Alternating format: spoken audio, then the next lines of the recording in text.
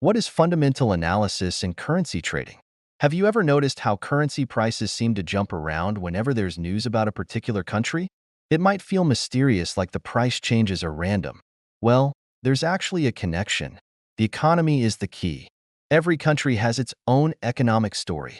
Think of it as a story of factories producing goods, households spending money, and overall wealth increasing. When a country's economy is strong, its currency typically strengthens as well. For instance, if the US economy is booming, the US dollar might go up.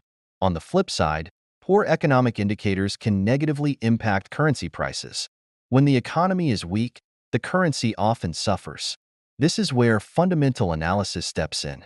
It's like digging into a company's financial reports to understand how well it's doing, but on a national scale. The role of interest rates. Imagine you own a bank. If you offer a higher interest rate to keep money in it, people might flock to it, right? The same principle applies to countries.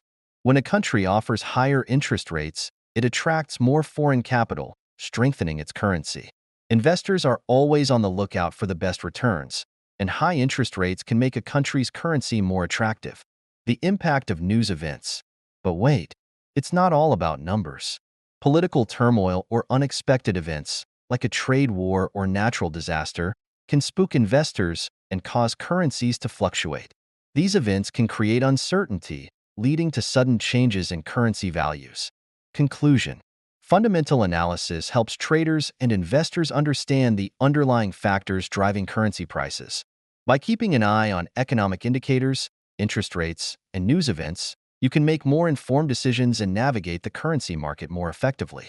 Remember, knowledge is power in the world of trading. So, stay informed and keep analyzing.